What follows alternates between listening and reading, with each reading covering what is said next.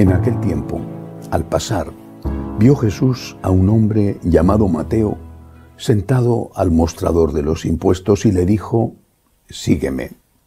Él se levantó y lo siguió.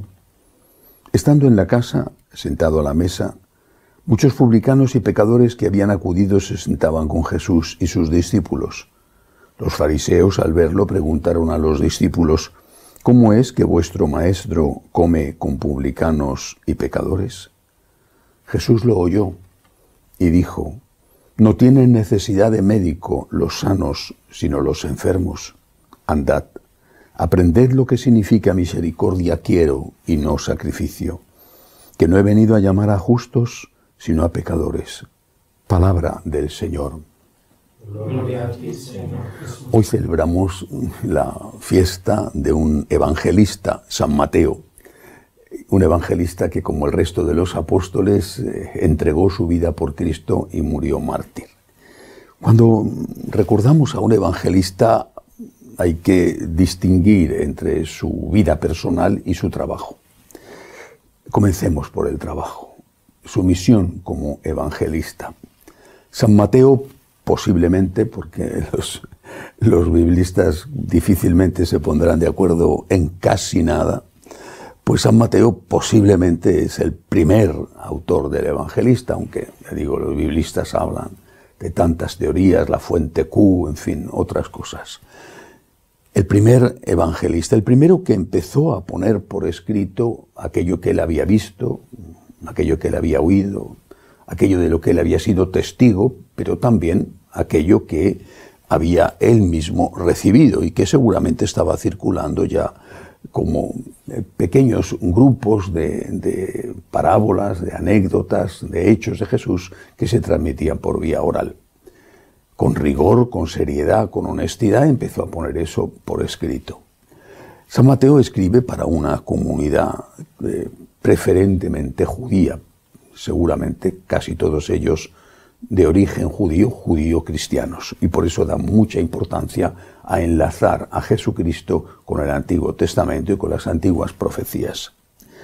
Cuando nos acercamos a un evangelio, el que sea, en este caso el de San Mateo, debemos hacerlo con la misma seriedad, honestidad, con el mismo amor y la misma reverencia que cuando nos acercamos a algo sagrado, porque es la palabra del Señor.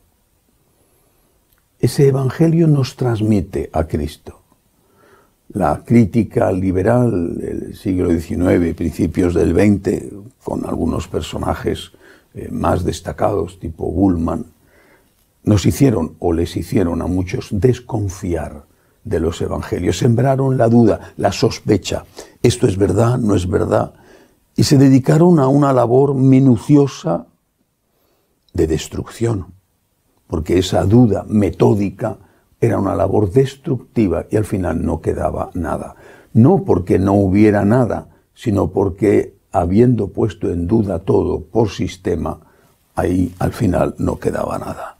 Nos acercamos a los evangelios siempre confiando en que aquellos que fueron testigos y dieron su vida, y no fue una broma aquello, dieron su vida para certificar que lo que contaban era verdad, confiando en que no nos engañaron. Nadie inventa una mentira para morir torturado. Una mentira se inventa para salir de un apuro o para hacer negocio, pero no para que te persigan.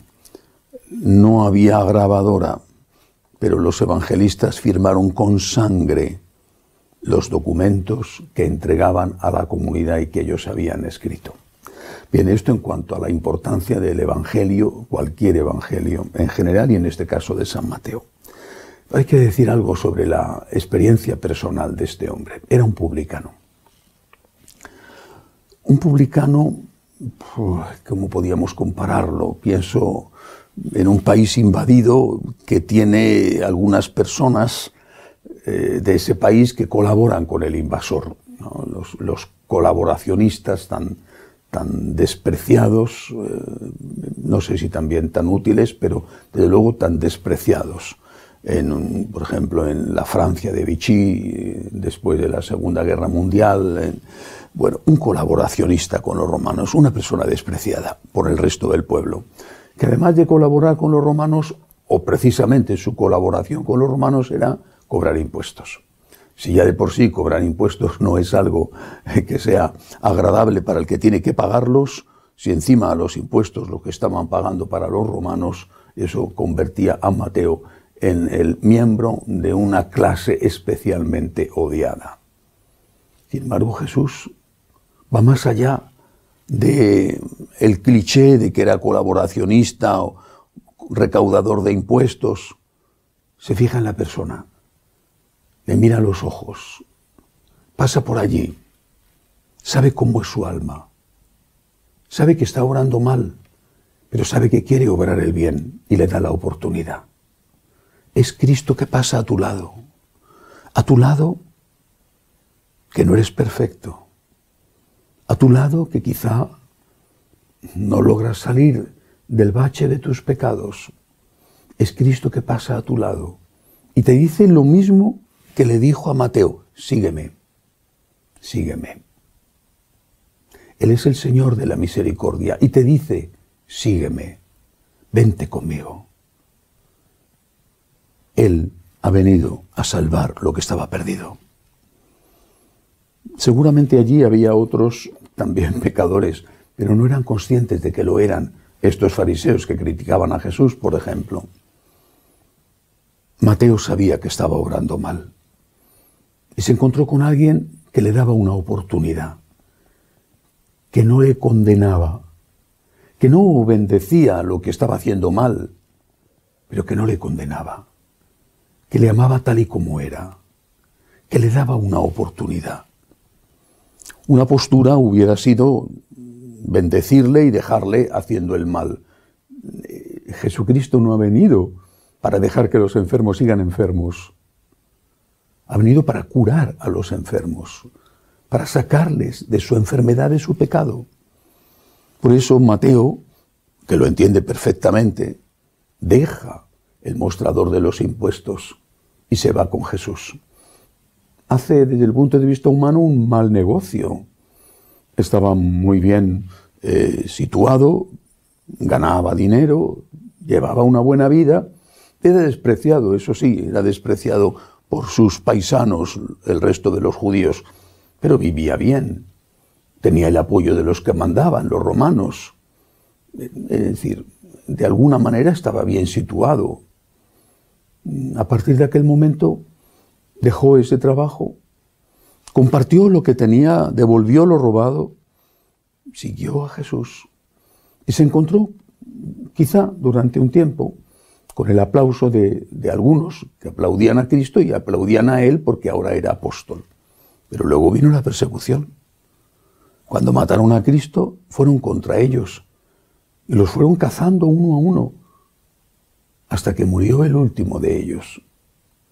Por eso, el Señor nos llama a salir del pecado, pero no a llevar una vida fácil.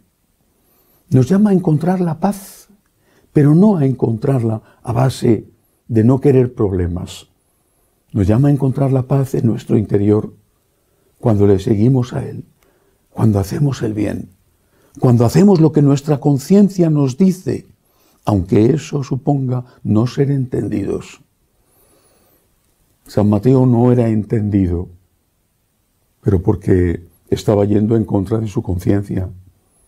Después, tampoco fue entendido cuando siguió a Jesús y terminó martirizado, pero estaba ahí yendo ya a favor de su conciencia. Lo perdió todo para ganar a Cristo.